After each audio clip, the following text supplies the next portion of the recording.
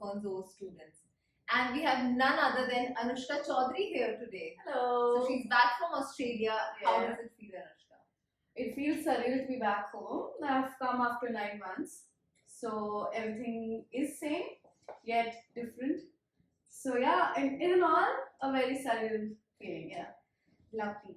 So she's been studying in Australia, Yeah. and we've been hearing a lot of stuff about Australia these days in the newspaper. Of course, good and bad. Yeah. But we would like to hear it from the horse's mouth. So how's Australia treating you? As a student, I'd say amazing experience. But someone who's working as well, a bit of good and bad. But all in all, just as an experience, I would say it's a roller coaster ride. Everything put together, something that I always dreamt of, is exactly what I'm seeing right now. So, like you mentioned about the culture, can you just elaborate on that, or maybe explain it to the students who aspire to study there? What's the culture difference? What's one thing that they should be prepared for while they're planning their study abroad? So it's multicultural, right? There are different cultures across the entire world. So as an Australian culture, I would rather not say any because it's so spread out that they have their food habits, their just lifestyle are very different. But as someone who is very alien to Australia, I would say it's a very fast-paced yet very slow at the same time. So like you would not realize that your day has passed by, but when you come, everything shuts down by 5. So it's very new for someone who's always been out like till 10 and the malls are up, they're open till 11 or something. To experience that everything is shut by 5, it's a cultural shock. It's a major cultural shock for me at least. So these are the little things like you half the time you're at work or you're doing your uni stuff or you're just doing something or the other. By the time it's evening, you're like, oh no, everything is shut, so you're at your home. So that was one cultural shock. So someone who's going there, I would say that get a habit to wake up early because otherwise you miss out a lot. Yeah. That's nice. Talking about habit of waking up early, and you're very right. There's a lot of difference. Yeah. That's what we keep on preparing our students for. So, what do you think that how important it is to start at the right time, and starting at an early age and have that mindset that I have to study in this one particular university because back then when we were also in schools and we get to interact with a lot of students who say that we do complete our plus 2 and then we're going to start our education system or maybe start planning about where we want to go. Yeah. And what's the right thing, do you feel is it important to start early also or not, or does it make a difference? Basically, you've been there now. No, it does make a lot of difference and you have good enough time, you're able to see which one you would rather prefer. So from a personal experience, I was planning to go to Perth throughout my entire. I started my applications 6 months prior to when I had to, go to Australia, but things didn't work out. And by December, I got my Western Sydney's offer letter, and everything happened like this. So yes, indeed, you need good amount of time so that you're not in a hurry and you don't end up a situation like mine where I'm like waiting for a visa, doing everything within the span of 1 month. And Australia has a very strict rule of their finances. If you go deeper in the application status, they need a very foolproof finances. To arrange all of that was very hard for me. So if someone comes to me and be like, before you even start application, I think just start almost a year before because that's when you're trying to understand what kind of university, what kind of course. It's just not deciding, once. So I'm doing masters in psychotherapy, right? I just not wake up thinking I want to do this. I looked up, I researched on my own. I asked my counselors to help me with it, and eventually found a perfect course. And then the perfect application timing happened. So it was a year-long process. So you need to give it a due time, and you have to be mentally prepared as well before you actually start the work towards it. So moving on to the next question, Anushka. What is the one thing that you like about studying in Australia, and what are the things that are limitations studying in Australia? So I think on top of my head, kind of ease the university has regarding your assessments. So my course is completely assessment based. I don't have exams. So again, there's a difference in the course to course. But like I have an assessment and I have ample of time to do that. And if by any chance I am unable to do it, we have the option of extension. So that's something that I honestly would want all the universities around the globe, no matter which place this is, but it's very important because there are circumstances where you actually need that kind of space. So that was one thing, and we've always heard that the kind of practical knowledge you get, all of that is there, but it's honestly the faculty interaction, the kind of knowledge I've learned so much, and not just because I'm living abroad, but from the course itself. So you learn so much that it almost feels like, oh my god, I didn't realize that I learned this as well while in the process. So that's one of the beautiful things of studying abroad, particularly in Australia, maybe. And the drawback, it's I don't come from a background who was always a high achiever, but someone who is a high achiever, just get ready to be in the average section because it's very hard to be on the high distinction or distinction level. Like, I've honestly tried my best, and I'm not even exaggerating when I say this. I have aimed my best, I've done my part, but there are going to be times when you're not going to get your whatever you think I should get, and that sometimes that is very discouraging. But yeah, so that's one thing. It never got to me, but I know my friends, they struggle from this. So they've come from 98%, 99%, suddenly step in 67% or 70%, just credits. That's the average mark. That's a bit of like that. So that's a disadvantage, I would rather say, because they don't consider you in distinction or high distinction. If I mean, they will only consider you if there's a lot of difference between your average performance and a very good performance. Otherwise, they won't. If there's just one mark up, they will rather cut it out and put it in the average than be in the merits. Yeah, exactly. So probably that, and I'm just thinking of the good parts for some reason. Oh yeah, one of the best parts is I get 2 days of unis. So I'm not going to university every day. I'm just going twice a day, and my timetable is divided, which is very good, honestly, because you get to cover a lot of things, and your day is just for that day. It's just not like divided, like how it is that you go to a university, you attend till 5 and then you go somewhere else. The entire day is occupied with this and that. But here you get to put your attention at just one thing at a time, and that's something that I was like, oh, this is a proper change. So yeah, that's that. Very well. I mean, it's not very easy. And after your conversation, I think the next question that comes to my mind is, what is that one tip that you would like to give our aspiring students? Because there are many students who aspire to study in Australia, and they think that let's just go for it. Any country for that matter, even if it comes to Australia, any university, they don't plan it well. And like you mentioned right now, how important it is to have that mindset also in mind, to be prepared for what's coming next. So what next, or what's the one of the best tip that you would like to give our students? It probably comes from my personal kicks, but it works for me. Is that so? Every university, whether in Australia or any other country, they have this deadline by this time. Like, supposedly, I have to submit something by 30th October. The time is 11:59. So what most students do is that they do start at the last day, and they're just freaking out because either the portal is not taking it or something or the other. So there's a lot of pressure that time.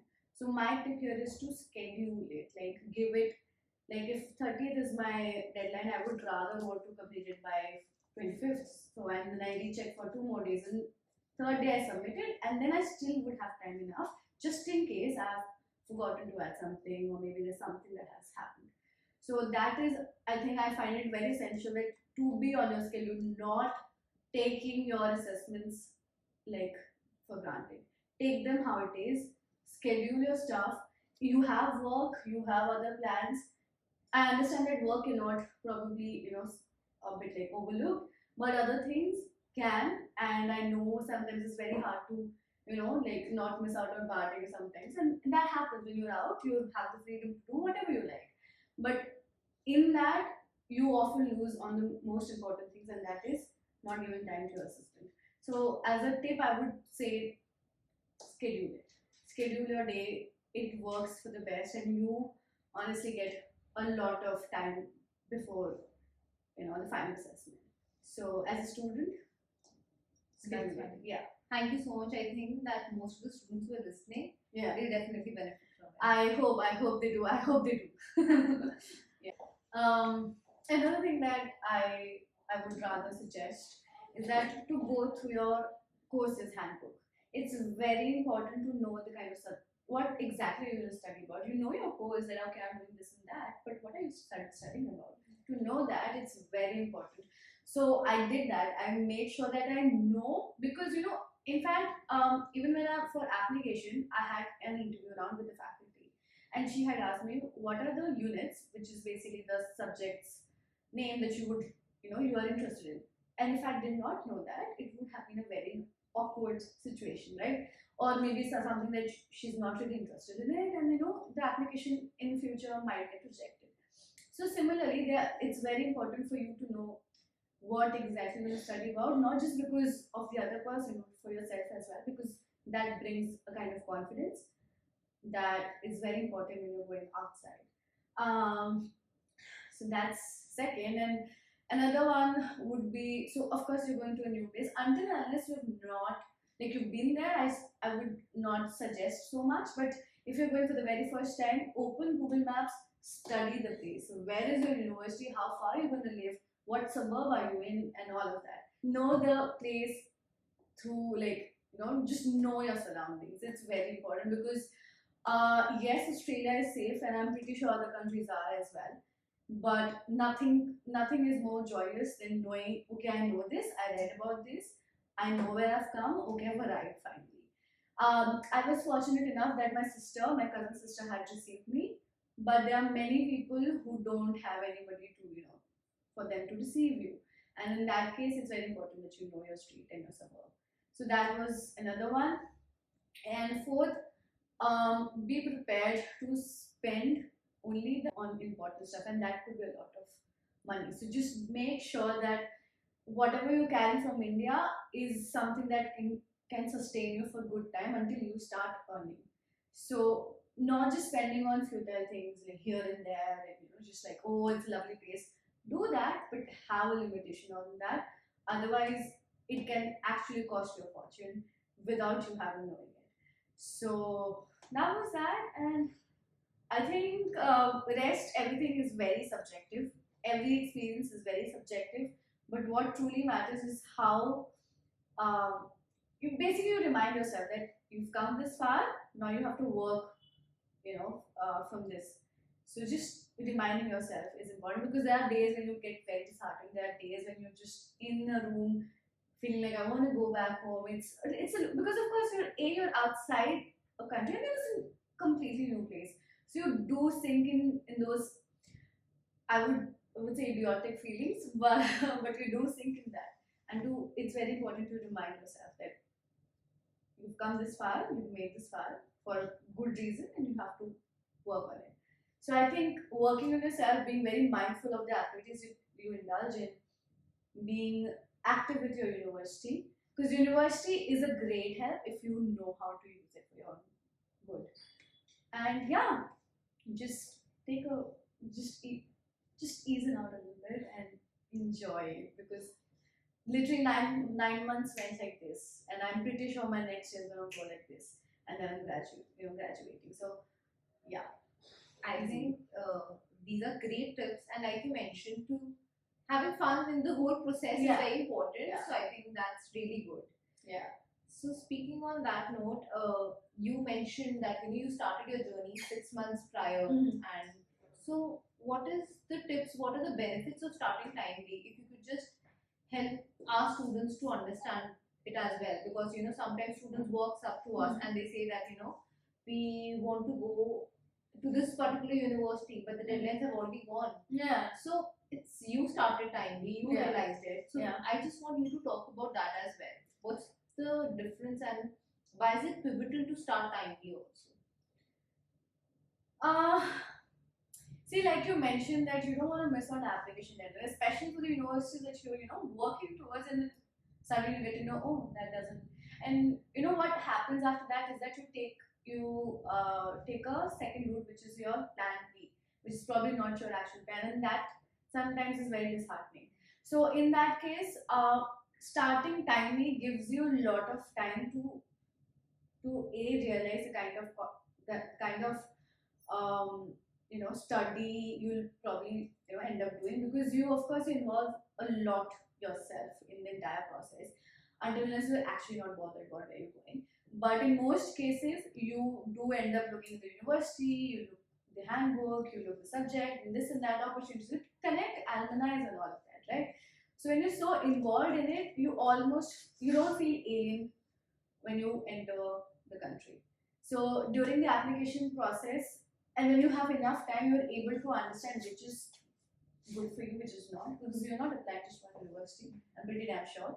But if you're applying 5 universities, you have ample amount of time to choose. And having the power to choose your university, I think it's it's very, very, what do I call it? It's not even like it's the utmost thing I'd You rather feel say. empowered. Yeah, at that exactly. point that you get. Yeah, exactly. I get to choose which Yeah. one I want. Even though I put up applications, I still have the liberty to pick which one I want to go for. And it doesn't come on time if you don't do your. If you just do your application 3 months before, it's not gonna happen. You won't. You might need to just compromise and probably even drop your plan. That's true. So rather than going through that disappointment, just start early and do as many as applications you want. Just have, of course, not too much, but like still you would rather have more choices, right? That's true. So yeah, when I had started with the fact that I want to get everything on time. I want to have my visa, everything on time. So then, in fact, the entire process gives you a lot of time. So supposedly you get your application, like you get your offer letter within a month, and the other things takes another month. So that's 2 months, and then you have your visa, which is again at 3 months. 6 months before, I still have 3 months to prep, to do whatever I want to do, to maybe build my resume. I can do whatever in those 3 months, and that 3 months is very important before you leave, right? So yeah, those 6 months feels like a lot of time, but honestly, when you're in that process, it goes very quickly. So yeah. That's true.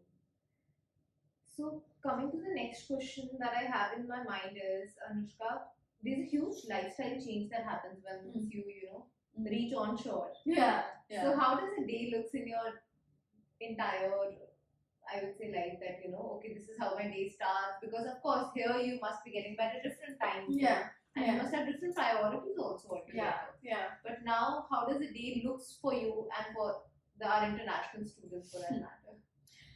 I would say get ready to bust your entire day into doing something or the other, because I wake up at 8 something, and that's very early for me. Someone who used to wake up at 10 something.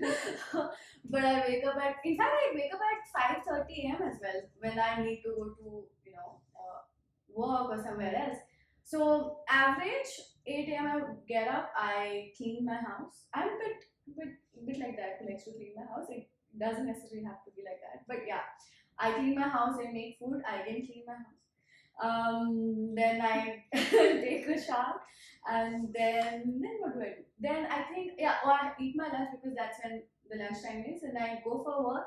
I come back and I start with my uni thing.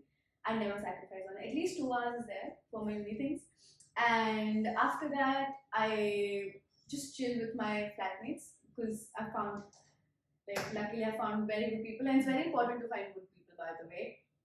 They will actually help you. But yeah, so I chill with my flatmates, and then we eat dinner, and then I go to sleep. A very monotonous routine, I agree, but that's most of the international students' lifestyle there, who's just aiming for something big in their life. So yeah, Lovely. And talking about how's your journey has been with Silver Fern. When I walked in, the room was like, oh wow, nostalgia, just kicked me right there. I think it doesn't, because it's been 9 months. It doesn't feel like that. When I'm talking to you, I'm talking to other people. It still feels the same, and probably that's the beauty of it. So yeah, I think Silver Fern has helped me a lot to understand the key moments of during my application, even after my application, and just supporting through thick and thin. When things weren't, I remember when things weren't working out, and there was this one person like, it'll come, and literally within 2 days, I got my visa. So the kind of support I had from Silver Fern, it was something I'm still grateful, and I'm going to be grateful for a very long time. Really grateful for having you here. You've been one of our cheerful students. I'm really proud. We wish you all the best. Thank you. And thank you so much for taking your time. Thank you. No problem. So we'll be back with the next episode soon. Please drop any questions in the comment box. Click on the bell icon and please share and subscribe our channel.